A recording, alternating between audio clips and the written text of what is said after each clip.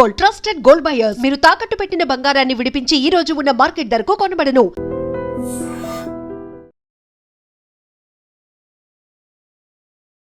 నమస్తే, welcome to healthy conversations with IT media. నేను మీ ఛాన్సీ. So ఈరోజు మనతో డాక్టర్ శ్రీనివాస్ యల్మల గారు ఉన్నారు, ఆయుర్వేదిక్ జనరల్ ఫిజిషియన్.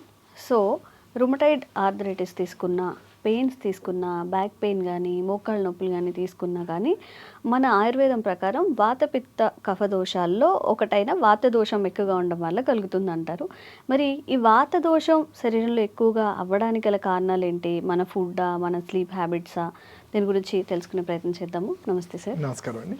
సార్, ఇప్పుడు బాడీలో మనకి ఎలాంటి పెయిన్స్ తీసుకున్నా, జనరల్గా అందరికీ చిన్న పెద్ద అనే తేడా లేకుండా స్టార్ట్ అయ్యేదైతే మోకాళ్ళ నొప్పుల దగ్గర నుంచి, బ్యాక్ పెయిన్ దగ్గర నుంచి ఇప్పుడు ఇక్కడ నెక్ పెయిన్స్ ఇవన్నీ వస్తూ ఉంటాయి. సో వాత దోషం వల్ల పెయిన్స్ వస్తాయా? పెయిన్స్ రావడం వల్ల శరీరంలో వాత దోషం పెరుగుతుందా? ఏంటి కారణం? రైట్. అంటే దానికన్నా ముందు అసలు వాత దోషం అంటే ఏంటో తెలియాలి. అంటే మన ప్రకృతిలో ఉంటాయి శరీర తత్వం, మన పేర్లు ఎలా ఉంటాయి అలా ప్రతి ఒక్కరికి వాతము, పైత్యము, కఫం అంటాం. సో ఈ రోజు మనము ఈ పెయిన్స్ గురించి మాట్లాడాం కాబట్టి దాన్ని వాత దోషం అని ఆల్రెడీ మీరు ఇంట్రడక్షన్ ఇచ్చారు. ఎగ్జాక్ట్లీ దాన్ని వాతమే అంటాం. అంటే శరీరంలో ఎటువంటి ఇబ్బంది పెయిన్ఫుల్ గా ఉన్నదాన్ని వాతం అంటాం. అయితే అసలు ఈ వాతం అంటే దానికి సింపుల్ గా మీకు చెప్పాలి అంటే ఏంటంటే వాగతి గంధహో వాత అంటాం. అంటే సింపుల్ లైన్లో దేనికైతే చలనం ఉంటుందో అది ప్రతి ఒక్కటి అది వాతమే అంటాం. అంటే దేనికి మూమెంట్ ఉంటుందో దాని ప్రతిదీ మూమెంట్ అంటాం, దాన్ని ప్రతి వాతం అంటాం. మరి వాతం నిజంగా చెడ్డదా అంటే కాదు. వాతం లేకపోతే మన యాక్టివిటీస్ ఏమీ లేవు. అంటే మనం మూమెంట్ అలా పడి ఉంటాము, అలా పడి ఉండలేము కాబట్టి మనుషులకు మనం ఏదో ఒక మూమెంట్ చేస్తాం. సో వాతం అనేది కరెక్ట్గా ఉంటుంది. ఇది అతిగా అయినప్పుడే దానివల్ల వచ్చే ప్రాబ్లమ్స్, తక్కువ అయినప్పుడు దానివల్ల వచ్చే ప్రాబ్లమ్స్. అంటే ఇంకా లాంగ్వేజ్లో చెప్పాలి అంటే మనము గాలి అన్నాం. వాతం అంటేనే గాలి, దేనికైతే మూమెంట్ ఉంటుందో మనం ఉండగలుగుతాం. గాలి లేకపోతే మనం ఉండలేము. మరి అదే గాలి ఉధృతంగా వస్తే దాన్ని తుఫాన్ అంటాం, మనం తట్టుకోలేము. మన శరీరంలో కూడా సేమ్ ఈ వాతము అంత పెరిగినప్పుడు మన శరీరం తట్టుకోలేదు. మీరు చూస్తే ఇప్పుడు ఉధృతంగా వచ్చిన తుఫాన్ అంటే తుఫాన్ ఉండేది 3 రోజులు 4 రోజులు, కానీ అది వెళ్ళిన తర్వాత చేయాల్సిన డ్యామేజ్ అంతా చేసి వెళ్ళిపోతుంది. సిమిలర్లీ ఈ వాతాన్ని మనం కట్టడి చేయకపోతే మన హెడ్ నుంచి టో వరకు అది ఆ ఫ్లోలో పెరిగితే పైన కింద పెరిగినప్పుడు అంటే మనం చూసాం పక్షాఘాత అంటాం. కంప్లీట్గా బ్రెయిన్లో రప్చర్ అవ్వటం కానివ్వండి, క్లాట్స్ కానీ, ఇవన్నీ కూడా వాతానికి పేరులోనే పక్షావాతం అని ఉంది. ఒక సైడ్ అంతా దెబ్బతింటుంది. సో అంటే వాతం అంటే ఇది అనమాట. అంటే మన మూమెంట్ ఉన్న ప్రతిదీ వాతమే. అయితే ఇక్కడ దీనికి మనం పెయిన్గా ఎలా చూస్తాము, దానివల్ల వచ్చే ఇబ్బందులు ఏంటి అంటే మీరు అడిగారేంటి, పెయిన్ వల్ల మనం కట్టడి చేయకపోతే వాతం పెరుగుతుందా, వాతం వల్ల పెయిన్ వస్తుంటే మెయిన్గా చూసుకుంటే మన శరీర తత్వం వాతం ఉన్నప్పుడు మనం డెఫినెట్లీ ఈ పెయిన్కి ప్రోన్ అవుతుంటాం. అంటే దాన్ని పెంచేవి ఏవైతే చేస్తామో దానివల్ల వచ్చే ఇబ్బందులు కూడా అంతే ఈజీగా ఉంటాయి. సో ఫర్ ఎగ్జాంపుల్ వాతము జనరల్గా ఎప్పుడైతే ఇన్ఫ్లమేషన్ అంటాం, వాతం అంటే అదేంటి బాగా పెరిగిపోయినప్పుడు ఏమవుతుంది, దాన్ని ఏదైతే ఫ్రీగా మూవ్ అవ్వాలో అవన్నీ రెస్ట్రిక్ట్ అయిపోవడము. సపోజ్ ఇప్పుడు నేను వెజల్స్లోనే అంటాను, వాటికి కావాల్సిన రక్త ప్రసరణ సరిగ్గా ఉండదు. ఇవన్నీ లేకపోయేసరికి ఏంటంటే ఆక్సిజనేషన్ తగ్గిపోయి డెఫినెట్లీ పెయిన్ఫుల్గా రావడము. అక్కడ ఎక్కడైతే వాతం తగ్గుతుందో శరీరంలో ఆ పార్ట్ అనేది దెబ్బతినడం చూస్తుంటాం. సో మోస్ట్లీ వాత ప్రకృతి ఉన్న వాళ్ళు, అంటే ఇప్పుడు ప్రతి మనిషి ఏదో ఒక ప్రకృతి ఉంటుంది, వాత పైత్య కఫాల్లో ఏదో ఒకటి ఉంటుంది. బట్ ఇప్పుడు పైత్యం వాళ్ళకి వాతం ఉండదా అంటే డెఫినెట్లీ అట్లా ఉండడానికి లేదు, వాళ్ళకి కూడా వాతం పెరిగే ఛాన్స్ ఉంటుంది. సో ఫర్ ఎగ్జాంపుల్ ఎక్కువసేపు మీరు వర్షంలో తడిచాము, జలుబు చేస్తుంది. దానికి పెద్ద లాజిక్ అవసరం లేదు. ఎందుకంటే మన శరీరం అంత సడన్గా ఒక టెంపరేచర్ నుంచి కూల్గా వెళ్ళినప్పుడు మన అడ్జస్ట్ చేసుకోవడానికి అది జలుబులాగా చూపెడుతుంది, వ్యాధి ఏం కాదు. అలానే ఎక్కువ చల్లగాలికి ఇవన్నీ పెరిగినప్పుడు ఈ వాతం కూడా పెరుగుతుంది. అది పదే పదే అలాంటివి చేసినప్పుడు ఆ పెరిగిన వాతం వల్ల వచ్చే డిసీజెస్ అన్నీ వస్తాయి. దాంట్లో ఈ పెయిన్ కూడా ఒకటి. ఓకే. సో ఈ పెయిన్ మేనేజ్మెంట్ అనేది ఇప్పుడు ఏదైనా వీడియోస్ చూసినా కానీ మనకి ఏంటంటే అర్లీ 30s పెయిన్స్ వస్తున్నాయని కింద కామెంట్స్ రూపంలో పెడుతూ ఉంటారు.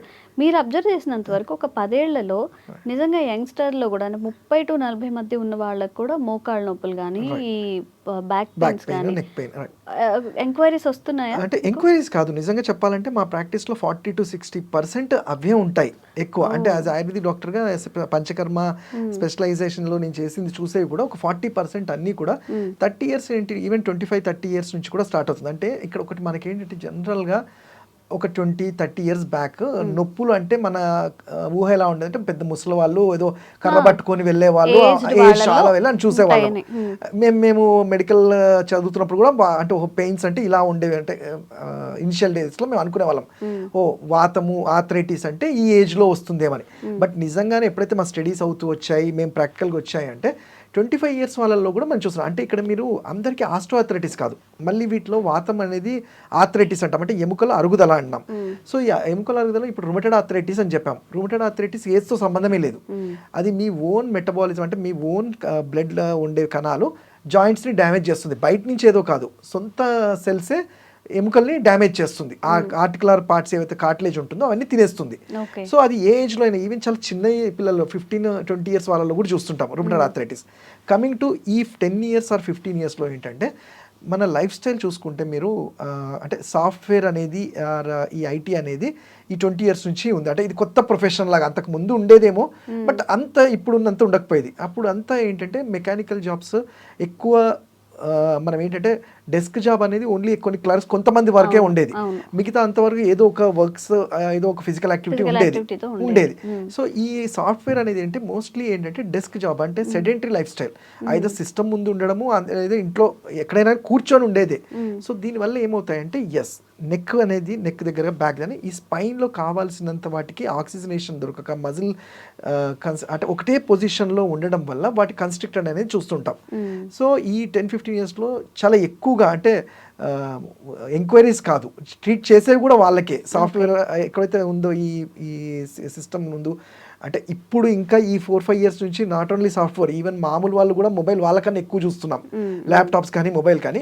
సో అందరిలో కామన్గా ఎప్పుడైతే నెక్కి ఒకే పొజిషన్లో ఉంచుతామో నెక్ మజిల్స్ అన్ని రిజిడ్ అయిపోతాయి. అండ్ అవి ఏమవుతాయి, ఆ రిజిడ్ అవ్వడం వల్ల మజిల్ స్టిఫ్ అవ్వడం స్టార్ట్ అయినప్పుడు మనం గుర్తించకపోతే అప్పుడు బోన్లో అరగడము, ఒకదాని మీద ఒకటి పడడము, అది విరిగి లోపల నుంచి నర్వ్ కంప్రెషన్స్ రావడము, ఇవన్నీ కామన్గా చూస్తుంటాం. అంటే వీటన్నిటి ఫస్ట్ సిమ్టమ్ ఏంటి, ఫస్ట్ కాదు లాస్ట్ సిమ్టమ్ పెయిన్ అని చెప్తాను. ఎందుకు ఆ మాట చెప్పానంటే జనరల్గా మా దగ్గరకు వచ్చే పేషెంట్ డాక్టర్ గారు నాకు నొప్పి చాలా స్టిఫ్నెస్ ఉంది, ఎంఆర్ఐ తీస్తే అరిగిపోయాయని చెప్తారు. మేము అదే చెప్తాము, పెయిన్ అనేది లాస్ట్ సిమ్టమ్. దానికి ముందు ఒక 1-2 ఇయర్స్ నుంచి మన బాడీ చెప్తూ ఉంటుంది. ఎలా అంటే మనం చిన్న పనులు చేయాలన్నా అబ్బన్నతో అవ్వట్లేదు అనేది కామన్గా మనం గమనిస్తాం. అమ్మ నొప్పిలాగా ఉంది, పట్టేసింది, లేకపోతే నిద్రలో నొప్పి ఉంది, పొద్దున్న లేస్తున్నప్పుడు స్టిఫ్గా ఉందని ఈ సిమ్టమ్స్ అన్ని దాటి లాస్ట్ స్టేజే అరిగిపోయాయని వస్తాయి. సో మనం అదే చెప్తున్నాను. సో మనకి ఎగ్జాక్ట్లీ సిగ్నల్స్ మనకంటే ఇప్పుడు చూడండి 30-35 ఇయర్స్ అతను అసలు నొప్పి లేకుండా ఏ పనైనా చేసేయాలి, ఎక్కడైనా వెళ్ళాలి. బట్ అతను లేదు నాకు పొద్దున్న లేవగానే కాసేపు స్టిఫ్గా ఉంటుంది, నేను సెట్ అయిన తర్వాతనే నేను చేయగలుగుతాను, లేదంటే ఎక్కువసేపు నిలబడలేకపోతున్నాను అంటే 30-35 ఇయర్స్ వల్ల అసలు అట్లాంటివి అనకూడదు. బట్ ఇప్పుడు ఉన్న జనరేషన్లో 30 నాకు అలసిపోతున్నాను నేను, లేకపోతే నాకు B12 తగ్గిపోయిందేమో ఇది అని సొంతంగా అనుకుంటుంటారు. సో వీటికి కారణం ఏంటంటే ఈ నర్వ్స్ ఏవైతే స్పైన్లో వెళ్ళే నర్వ్స్ కంప్రెస్ అవుతున్నాయని మనం ఒక అర్థం చేసుకోవాలి. అవి వాటిని అప్పుడు సరైన టైంలో గుర్తించకపోతేనే స్పాండిలైటిస్ కానీ ఇన్ఫ్లమేషన్, డీజనరేషన్ ఇవన్నీ చూస్తుంటాం. సో ఇవన్నీ అల్టిమేట్గా పెయిన్ఫుల్గానే ఉంటాయి. ఓకే. సో ఎక్కువగా ఉన్నప్పుడు చాలామంది పెయిన్ కిల్లర్స్ యూస్ చేస్తూ ఉంటారు. ఇప్పుడు మన అమ్మ వాళ్ళు కానివ్వండి, ఎవరైనా ఇంట్లో పెద్దవాళ్ళు ఉన్నప్పుడు ఒక బాక్స్లో రెడీగా పెట్టుకుంటూ ఉంటారు అన్నమాట. కొంచెం మోకాలు నొప్పి అనగానే పెయిన్ కిల్లర్స్ చేసేసుకోవడం. సో ఈ పెయిన్ కిల్లర్కి ఆల్టర్నేట్ ఉంటే దీన్ని మనం స్టాప్ చేయొచ్చు, ఎందుకంటే సైడ్ ఎఫెక్ట్స్ వస్తున్నాయి కాబట్టి. ఆయుర్వేదంలో పెయిన్ కిల్లర్తో సమానంగా పనిచేసే మందులు ఉన్నాయా? ఇన్ఫాక్ట్ నేను పెయిన్ కిల్లర్తో సమానం అని చెప్పను, పెయిన్ కిల్లర్స్ కన్నా ఎక్కువే అని చెప్తాను ఆయుర్వేదంలో. ఎందుకంటే ఇప్పుడు చూడండి మీరు నాకు తెలిసి పెయిన్ కిల్లర్స్ కూడా ఏ డాక్టర్ సజెస్ట్ చేయడు, ఏదో ఒక్కసారి ఏదో ఉన్నప్పుడు అది తీసుకోండి. కాకపోతే ఇప్పుడు మనకు ఉన్న నాలెడ్జ్కి అందరికీ తెలిసి మెడికల్ షాప్లో పోయి తీసేసుకుంటారు. అంతేగాని డాక్టర్స్ ప్రిస్క్రైబ్ చేసి మీరు వచ్చే ప్రతిసారి నొప్పి గోళీ వాడమని ఏ డాక్టర్ చెప్పరు. ఒక పీరియడ్ ఆఫ్ టైంలో ఆ సివియారిటీని బట్టి వాడుకోమంటారు అంతే తప్ప మీరు వచ్చిన ప్రతిసారి ఇది వాడండి అని చెప్పరు వితౌట్ డాక్టర్ కన్సల్టేషన్. బట్ ఇక్కడ ఏంటి మనకు ఉన్న నాలెడ్జ్ ఇది పెయిన్కి పనిచేస్తుంది, లేటర్ స్టేజ్లో చూద్దామంటే అందరికి తెలిసే non steroidal anti inflammatory drugs అంటారు, NSAIDs అనేవి. ఇవి ఎంతో కొంత కిడ్నీస్ మీద ఇతరత్ర ఆర్గాన్స్ మీద వాటి ఎఫెక్ట్ చూపెడుతుంది. సరే అది మన సబ్జెక్ట్ కాకపోయినా ఆ కాంప్లికేషన్స్ ఎప్పుడైతే ఉంటాయి. బట్ మరి మీరు అన్నట్టు రైట్ క్వశ్చన్ ఏంటంటే దీనికి మరి ఆ నొప్పిని భరించాలి అంటున్నారు, పెయిన్ కిల్లర్స్ తీసుకోవద్దంటే ఎలా అని అడుగుతారు క్వశ్చన్స్. సో మరి ఆయుర్వేదిక్లో ఇది నేను చెప్తుంది కదా, మీరు చూస్తే 5000 years బ్యాక్ సిస్టమ్ అన్నప్పుడే ఆయుర్వేదం మరి ఆ టైంలలో మరి పెయిన్స్ ఇవన్నీ లేవా, వాళ్ళు ఎలా మేనేజ్ చేస్తారు అంటే ఫస్ట్ థింగ్ సరే మనము పెద్దగా కాకుండా సింపుల్గా ఏంటంటే మోకాలు నొప్పులే ఉన్నాయి, మోకాలు నొప్పులు అరిగిపోయాయి, 2 జాయింట్స్ రాపిడి వల్ల అక్కడ కార్టిలేజ్ తగ్గిపోయి ఒకదాని మీద ఒకటి వల్ల కండరాల నరాలు దెబ్బతిన్నాయి.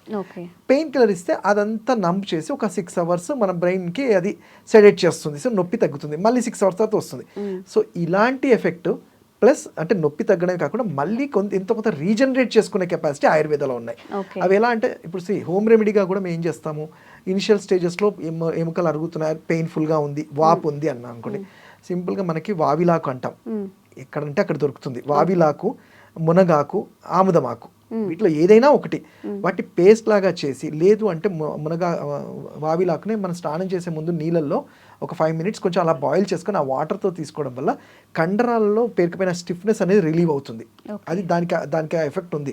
మీరు చూసుకుంటే డెలివరీ అయిన తర్వాత కూడా మదర్స్కి చేస్తారు, ఎందుకంటే ఆ వాతం తగ్గడానికి పాతకాలంలో అది యూజ్ చేసేవాళ్ళు, దాంతో స్నానం చేయడం అనేది. సో అలానే వాపులు ఉన్నప్పుడు, స్టిఫ్నెస్ ఉంది అన్నప్పుడు ఇంకో సింపుల్ రెమెడీ, అన్నాన్ని బాగా మెత్తగా బాయిల్ చేసుకొని పాలు కలుపుకొని కొంచెం శొంఠి అంటాం కదా, అంటే అల్లం పేస్ట్ని చేసి లేపం లాగా చేసి కట్టు కడితే మీకు 15 to 20 minutesలో ఆ పెయిన్, అంటే ఎస్పెషల్లీ లోకలైజ్డ్ పెయిన్స్, స్వెల్లింగ్ అయితే తగ్గుతుంది. కట్టులాగా కట్టి ఒక 15 minutes 20 minutes తర్వాత తీసేయచ్చు. అలానే మనకి న్యాచురల్గా పెయిన్ కిల్లర్స్ లాగా పనిచేసేవి సజ్జలు అంటాం, సజ్జలు మనం కాకపోతే వేడి చేస్తామంటారు, అది లిమిటెడ్గా తీసుకుంటే మీరు ఐదర్ ఉప్మాలాగా కానీ చపాతి పిండిల్లో కానీ సజ్జల్లాగా అవి తీసుకోవడము. అలానే నిజంగా చెప్పాలంటే శొంఠి, ఇది యాంటీ ఇన్ఫ్లమేటరీగా పనిచేస్తుంది. శొంఠి వాటర్ కానివ్వండి, అల్లం మనం జనరల్గా రోజు వాడుతూనే ఉంటాము, బట్ స్పెసిఫిక్గా కొంచెం ఆ అల్లాన్ని కొంచెం వాటర్లో బాయిల్ చేసుకొని కషాయం లాగా తీసుకోవడం కూడా చాలా హెల్ప్ఫుల్గా ఉంటుంది. అండ్ ఇవన్నీ కాకుండా ల్యూబ్రికేషన్, అదే చెప్పాను కదా, ప్రాబ్లమ్ని తగ్గిస్తూ అంటే టెంపరీగా రిలీఫ్ వస్తూనే యాక్చువల్ ప్రాబ్లమ్ని రూట్ కాజ్ నుంచి తగ్గించడానికి ఆయుర్వేద డెఫినెట్లీ హెల్ప్ చేస్తుంది. దానికి మేము లాక్షాది గుగ్గులని కానివ్వండి, కైశోర్ గుగ్గులని, అది తత్వాన్ని బట్టి అడ్వైస్ చేస్తాము. బట్ ఇక్కడ మనంగా ఆ పెయిన్స్ని కొంచెం రిలీఫ్ రావాలి అంటే ఇవన్నీ కూడా చేసుకోలేము డాక్టర్ గారు మేము, ఎందుకంటే అవన్నీ అవ్వవు, పేస్ట్ చేయడం అవి అన్నాం అంటే కూడా సింపుల్గా చెప్పేది అంటే మనకి ఇంట్లో దొరికే నువ్వుల నూనెని చిన్న గిన్నెలు తీసుకొని కొంచెం కర్పూరం వేసి 2 నిమిషాలు బాయిల్ చేసుకోండి, అంటే దాన్ని కొంచెం హీట్ చేస్తే ఆ ఆయిల్ని ఎక్కడ పెయిన్ ఉందో అక్కడ లైట్గా అప్లై చేసి ఎండలో ఒక 10 minutes ఉండగలిగితే విటమిన్ D3 కూడా మనకు అబ్జర్వ్ అవుతుంది. అండ్ అప్లై చేయడం వల్ల ఏమవుతుంది జనరల్గా అంటే, ఎప్పుడైతే స్టిఫ్డ్ మజిల్స్కి మనం వామ్గా అప్లై చేస్తామో ఆ మాలిక్యూల్ అబ్జర్వ్ అయినప్పుడు మజిల్స్ అనేవి రిలాక్స్ అవుతాయి. అంటే స్టిఫ్ అయిపోయినాయి, కొంచెం రిలాక్స్ అయ్యేసరికి అక్కడ బ్లడ్ ఫ్లో అనేది స్టార్ట్ అవుతుంది. అయితే ఇది మేబీ టెంపరీ ఉండొచ్చు, మేము ఇచ్చే ట్రీట్మెంట్స్ వాటి వల్ల తగ్గుతుంది, బట్ ఇంట్లో మనం చేసుకునేది వీటి వల్ల అవుతుంది. ఆయిల్స్ అనేది ఎప్పుడైనా స్టిఫ్నెస్కి ఆయుర్వేదంలో వాతానికి తైల అభ్యంగనమే అంటాం. అది మీరైనా చెప్పినట్టు ఇలాంటి తైలాలు తీసుకొని నువ్వుల నూనె కొంచెం కర్పూరం కలుపుకొని అప్లై చేసుకుంటే కూడా చాలా ఎఫెక్టివ్గా ఉంటుంది. అది స్పైన్కి కానివ్వండి, స్పైన్కి, నెక్ కానీ ఇదేవండి. ఇంకొకటి నెక్ పెయిన్కి ఈ ఆయిల్స్తో కాకుండా ఏంటి అంటే నస్యకర్మ అంటాం.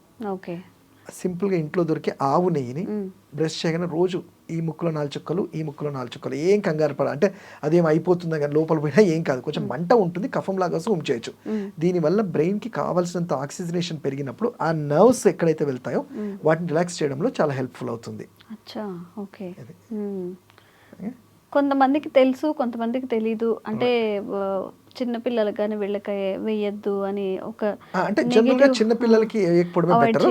అంటే మరీ చిన్నపిల్లల్లో నెక్ పెయిన్ అంత తక్కువ, ఎందుకంటే నేను చెప్పాను పోస్టరల్ వల్ల ఉంటుంది, కొన్ని డిస్క్ రుమటెడ్ ఆర్థరైటిస్ అట్లాంటి వాటిలో ఇవి కాకుండా వేరే ట్రీట్మెంట్స్ ఉంటాయి. బట్ జనరల్ గా 25-30 years వాళ్ళలో హ్యాపీగా విన్ చేసుకోవచ్చు. ఓకే. అండ్ మీరు కూడా ఎలాంటి ఆరోగ్య సమస్యలు ఫేస్ చేస్తున్నారు కామెంట్ చేయండి. మళ్ళీ ఒక వీడియోలో మీకు కూడా పరిష్కారం ఇచ్చే ప్రయత్నం శ్రీనివాస్ గారు చేస్తాము. Thank you so much sir. And for more videos, please subscribe to iDream. Please subscribe to iDream. Please subscribe iDream. And please subscribe to iDream. For more videos, subscribe to iDream. please like, share and subscribe to the channel. Congratulations, iDream. Subscribe to iDream. Subscribe to iDream. So subscribe to iDream Media. iDream ki iDream team andarki huge congratulations. Please subscribe iDream Media. Please subscribe to iDream. Subscribe iDream. Please subscribe to iDream. iDream అంటే నా కళల channel subscribe చేసుకున్న నోరు తిరుగుతలేదు, మీరైతే గంట గుర్తు కొట్టండి. For more such videos, please subscribe to iDream. Subscribe to iDream. Please subscribe to iDream. Please subscribe iDream Media. Please do subscribe to iDream. Please subscribe to iDream Media. For best entertainment and information, Please subscribe iDream. And don't forget to subscribe to iDream.